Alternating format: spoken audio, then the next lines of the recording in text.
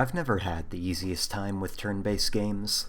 There's nothing wrong with the system of moving and then having the other team move and so forth. It is one of the oldest structured game rules, appearing in games around 3100 BC in Egyptian artwork, and surely, it having lasted all the way to the present day must mean something for people's love of it. However, myself personally, I have never really enjoyed turn-based games much. I enjoy the planning and the strategy allowed by the rule, but oftentimes, the method of commanding units takes me out of the experience. With games like Pokemon, Final Fantasy, or Fire Emblem, the rigid layout of the mostly unmoving screen makes it hard to feel invested in the characters during combat. When I tell a character to perform an action, it feels more like pressing buttons and seeing results, rather than feeling as though a character was fighting their hardest to put down a dangerous threat. I could be on the knife's edge of a fight, with one tiny mistake leaving me 6 feet under, yet I never felt anything beyond frustration that I needed to reload a save file and lose tens of minutes of time if things go wrong. However, I have come across a few games that are different. Despite being turn-based, they don't distance me from the battle, but rather draw me in deeper. 2 of these games are Ronin and Darkest Dungeon. Ronin is an especially odd turn-based game. You play as an unidentified person wearing a biker helmet with a katana, and each set of missions involves you gathering info before going after a target. The reason for each target's fate isn't clear at the start, but as you progress, you begin to uncover vague details of why your revenge quest must be carried out, though the full story is never revealed. Before entering combat, it's a light stealth game, allowing you to jump, grapple, and climb on walls and ceilings, with some upgrades allowing stealth kills before battle even begins. But the moment you are spotted by a guard, it changes. Each action you perform takes a turn, and once a move has been made, there's no going back. While each turn does give you plenty of time to think over the moves you make, there isn't a large amount of future planning in it. Most enemy attacks only take a single turn and kill you in a single hit, making it a hard decision between if you think you should dodge or if you're confident enough that moving to attack an enemy will shift your body enough to avoid the bullets about to be fired. Things only get more tricky when machine gunners are introduced. While they act the same as regular guards, their stream of fire takes 2 turns to vanish, leaving you with even less places to leap to in the heat of battle. And should you attack, but back away, don't hide for too long as the guards may call a lockdown, limiting the number of ways into rooms and preventing you from earning skill points to improve your character. The more action-focused style of the game was very different and drew me into the combat. Each move I made didn't feel as though I was a distant figure, pressing buttons and having things happen based on which buttons were pressed, but rather seeing the immediate results of my actions, as multiple guards fire at where I was a half second ago, made my blood pump with excitement.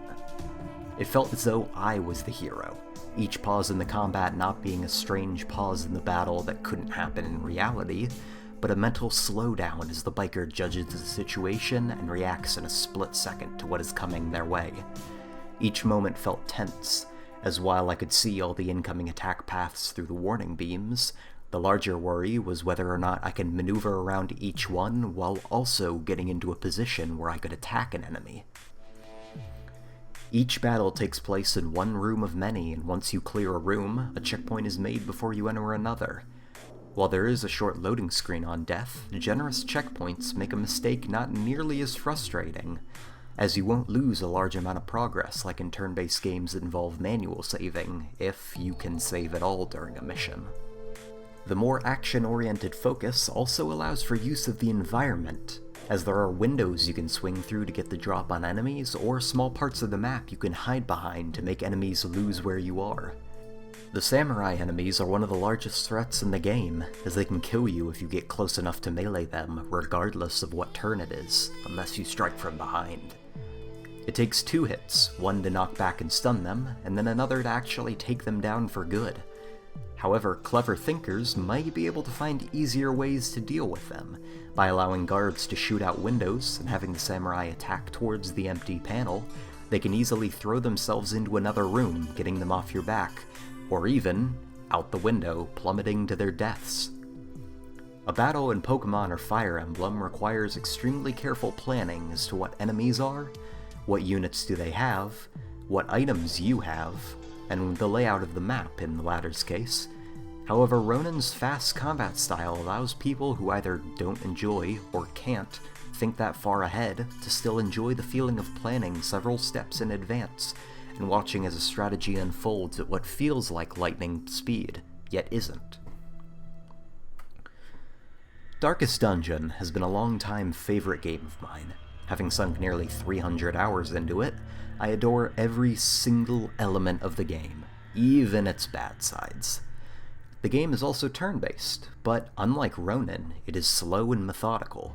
There is a HUD layout, with buttons to press for certain actions and items to use in times of crisis.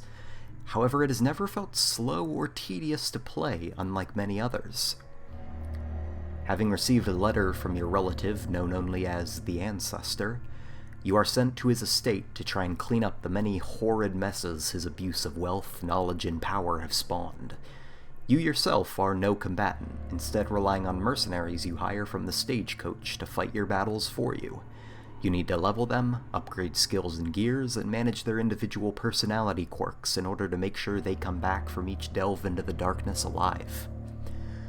Once you enter a dungeon, the game makes no attempt to convince you that you personally are there directing each action. Each battle screen has a clearly defined limit, and the mercenaries and monsters are distinctly 2D, as though everything is paper cutouts on a stage.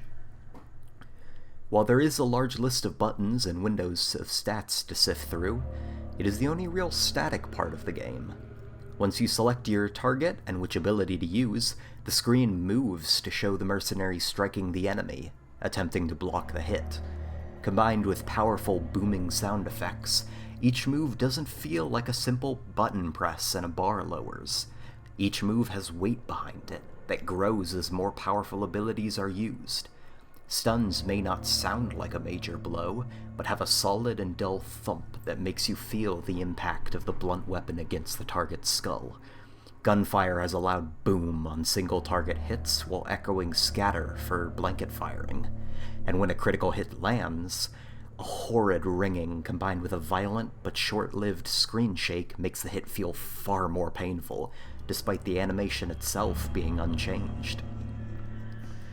Combine the visual and audio elements with the mechanic of not having one health bar to worry over, your team's collective health, but two, their stress levels, and it makes each fight even more dangerous. Nothing has changed much in the gameplay, but enemy attacks now have twice the effects. As stress accumulates, your characters will begin to break mentally, and should they become too stressed, they'll snap and become a hindrance. Irrational allies will spout gibberish, stressing out their party members. Paranoid teammates will refuse to move or attack their own allies to protect themselves from the conspirators. And masochistic mercenaries may completely ignore your commands so they can move closer to the front lines, putting them and their allies out of position. And once the turn finishes, all you can do is dread what that missed turn could have done if you weren't afflicted, and how you're going to deal with the ever-worsening situation before you. These afflictions, and the dangers of stress, lead to stress on the side of the player. An enemy getting a critical hit isn't just bad because it deals double damage, it's bad because it stresses the party out and feels horrible to see on the screen. Area of effect attacks aren't just bad because it hits everyone, but because it means multiple crit possibilities, which means up to 4 times the stress gained if luck doesn't favor you. But just the same, should you land a crit, it'll de-stress allies, making the player feel even more relieved. Or, while it is a very low chance, mercenaries may not break under stress, but instead become empowered, turning virtuous, courageous, or stalwart, where they'll lose a large amount of stress and begin to inspire their allies, granting potent buffs. When a mercenary's stress hits 100, there is a moment of extreme tension as you wait for the sound effects and visuals to play. Will this end with a horrible affliction that may cause this mission to be ruined, or will it be saved by a virtue instead? The final nail in the proverbial coffin is the Death's Door system. When a mercenary drops down to 0 health, they don't die, but are instead placed at Death's Door. Future hits will have a random % chance to actually kill the target, or just do nothing instead. However, add in the loud booming bell sound whenever someone reaches Death's Door or takes a hit while on it, and you can easily get overwhelmed with each action that sounds that horrid bell until your healer can finally get to move. Each moment in combat isn't just safely sitting back in your chair and planning the next move based on data and math. Each moment is a desperate struggle as enemies swarm and surround, your supplies slowly running out and your mercenaries growing ever more stressed. You may not be in the battle with them, but you need them to come back alive, and each element of the game's visual and audio design is built around making you fear every single action, as one thing going wrong can easily plunge your entire team into a string of stress-induced heart attacks. Yet, when luck favors you, the overwhelming relief from a lucky crit finishing off a dangerous monster, or a stressed hero becoming virtuous and healing the party in a moment of crisis, feels as though the heavens themselves have blessed you. One game changes the tried-and-true formula by reducing the amount of long-term planning and speeding the flow of gameplay up, while the other is designed to make every action feel as tense and terrifying as the characters themselves feel it to be. Both valid methods to invest a player deeper into the gameplay, while also allowing extremely skilled players to find ways to min-max their playthroughs. Turn-based games don't need to stay as static screens of buttons to press, relying on story and characters to have the players be invested in the gameplay. They have many other opportunities that they can use to change up the way the gameplay feels, or to draw the player even deeper into the game. Neither game is for everyone, as both are somewhat difficult and lack any sort of easy mode, but they are good games to look at and potentially learn from. Many turn-based games are how they are because the players enjoy them and don't want things to change, but the gaming market is so vast that we can have both our planning and our action too.